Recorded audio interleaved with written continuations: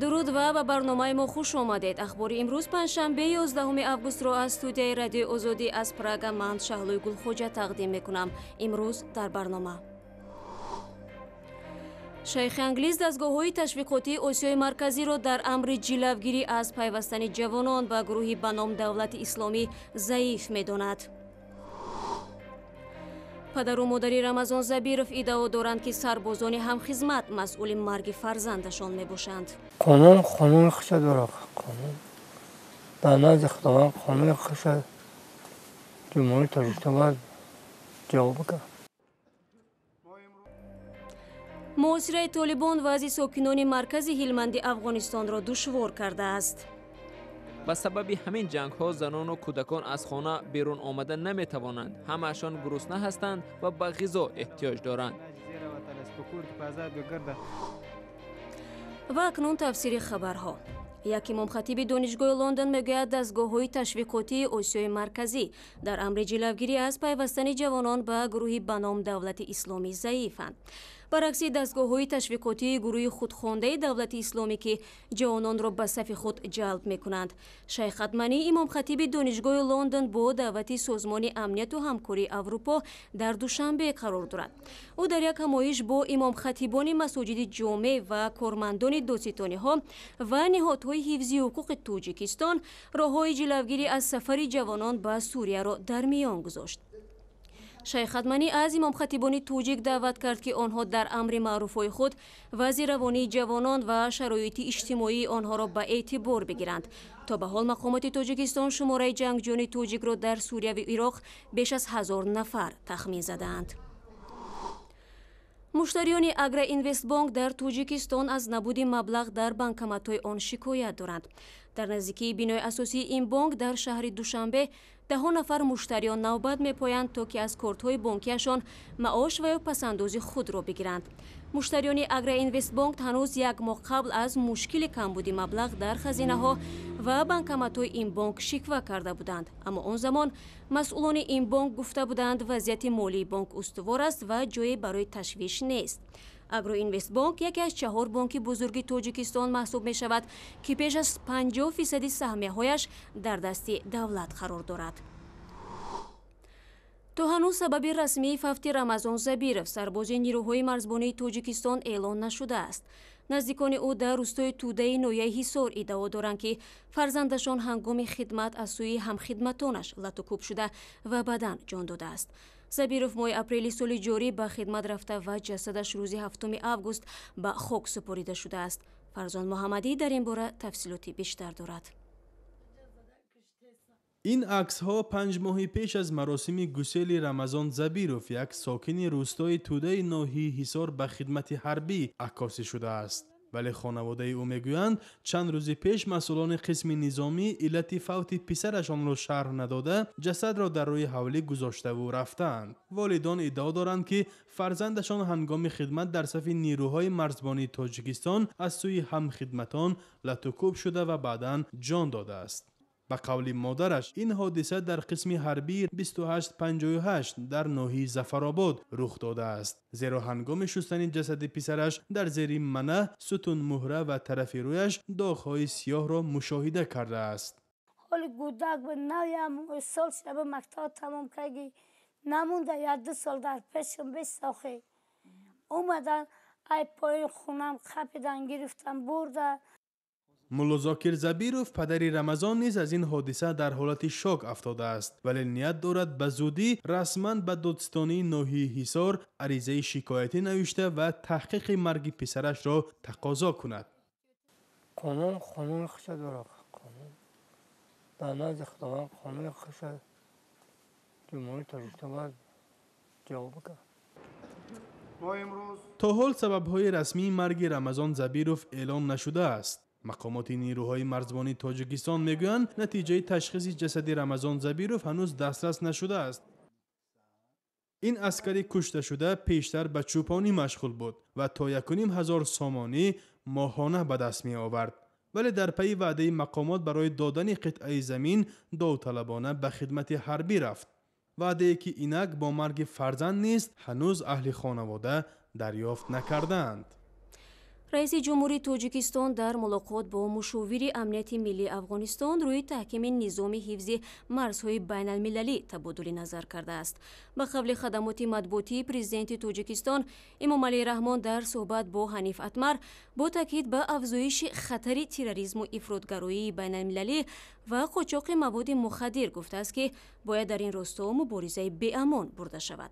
این ملاقات مقامات بلندپایه دو کشور در حال انجام می شود که جنگجویان طالبان در مرز با توجیکستان و جنوب افغانستان به پیشرفت‌های دست یافتند. گزارش همکارم طاهری سفر را تماشا می‌کنیم. نیروهای دولتی افغانستان مقاومت با جنگجویان طالب را ادامه می‌دهند که آنها تلاش دارند ولایت هلمند در جنوب کشور را اشغال کنند. مرکزی ولایت شهر لشکرگاه حالا در محاصره جنگجویان طالب قرار دارد، هرچند مقامات و پیشوایان محله ها درباره اوضاع در اینجا گزارش‌های زید و نقیض می‌دهند. فرماندهان ارتش افغانستان میگویند اوضاع حالا آرام شده است و سربازان افغان جنگ با طالبان را در ناحیه نادلی در نزدیکی لشکرگاه ادامه می‌دهند و مناطق مهمی را از دست آنها بازپس گرفتند. دشمن از ما 500-600 متر دورتر است و ما تاکنون منطقه‌های مهمی را از آنها بازپس گرفتیم. آنها بعضا به ما تیر می‌اندازند ولی ما زیاد نگران نیستیم و ما اینجا هستیم تا آنها را عقیب رانیم. جنگ‌ها وضع زندگی مردم را در ناحیه نادلی بسیار بد کرده است. در این منطقه جنگ‌های سخت ادامه دارند. به سبب همین جنگ‌ها زنان و کودکان از خانه بیرون آمدن نمی‌توانند. همه‌شان گرسنه هستند و به غذا احتیاج دارند. طالبان که سال 2001 در عملیات به رهبری امریکا سرنگون شدند، از همان سال تا کنون جنگ را در لشکرگاه بس نکردند و می‌خواهند آن را به پایتخت خود تبدیل دهند. دادگاه عالی روسیه فعالیت جنبش مهاجران توجیک را که رهبریش را کرامت شریفوف بر عهده داشت به دلیل نادرست پر کردن سند انجمن بسته است. اما کرامت شریفوف دلیل دادگاه برای بستن سازمانش را خیلی ضعیف و باور نکردنی می‌داند. او میگوید از این قرار دادگاه عالی روسیه راضی نیست و برای از سرگیری فعالیت سازمانش به هزینه‌های بالاتر و حتی دادگاه حقوق بشری اروپا مراجعت خواهد کرد.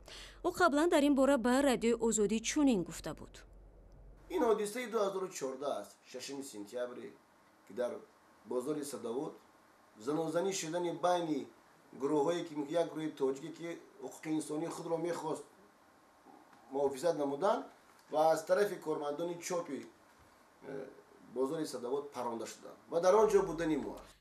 سازمان جنبش مهاجران توجیک در روسیه بار اول در سال 2001 با نام توجیک دیاسپورا تشکیل شد. تدریجاً این سازمان فعالیتش را رونق داده سال 2008 چون جنبش جمعیتی عمومی روسیگی با نام مهاجران کوری توجیک ثبت نام گردید. یک فیلم کارگردان توجیک محیدین مظفر با نام کوسه برای شرکت در جشنواره فیلم‌های اسلامی در شهر قزان تاتارستان را خط گرفته است. همکارم آذرانگیز نوروشو و شهلای عبدالله با مؤلفان این فیلم همصحبت شدند. فیلم کوتاه مدت کوسه کارگردان تاجیک محیدین مظفر بر روی خط فستیوال بین المللی فیلم‌های اسلامی قزان شامل شد. فستیوال در شهر قزان جمهوری تاتارستان از 5 تا 11 سپتامبر سال روان برگزار گردیده کوسه یگانه فیلم است که تاجیکستان را در آن معرفی خواهد کرد. فکر میکنم که با این فستیوال راه یافتن یک کار معمولی هم نبود، تصادفی هم نبود، زیرا با طبق اطلاعی که ما گرفتیم از میان 700 داوطلبی که در این فستیوال راه خط گرفت تنها 60 فیلم گذاشت و این البته موفقیت اولین فیلم و موفقیت اولین سوخت سینما است. التماس روید خوب کنید. فیلم درباره زندگی 3 نسل پدر بزرگ، پدر و فرزند قصه میکند.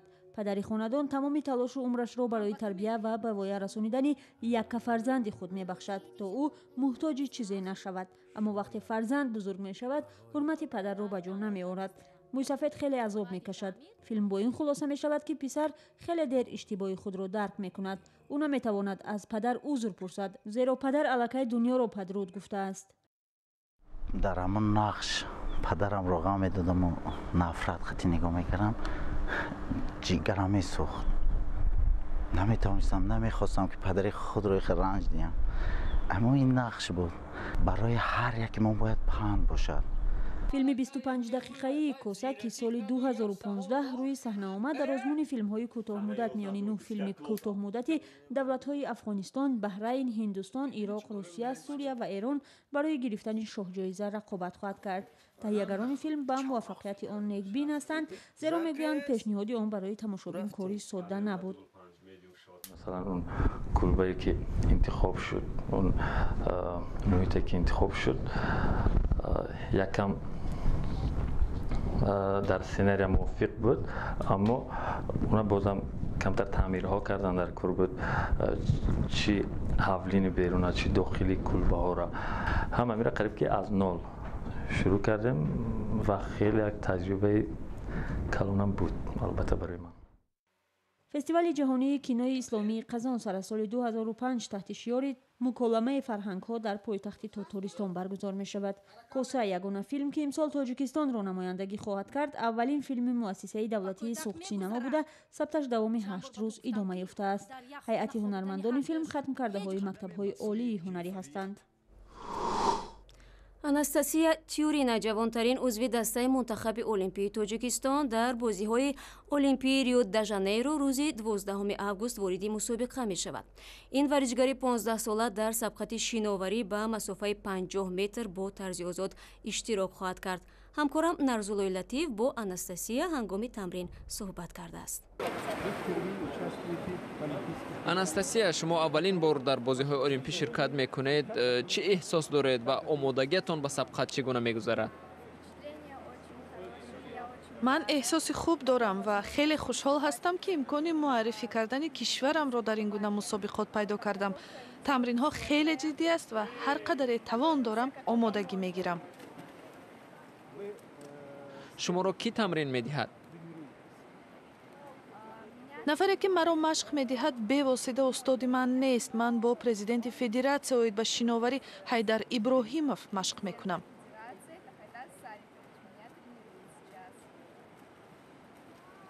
дар ин ҷо чӣ гуна шароитҳо барои тамрин фароҳам шудааст?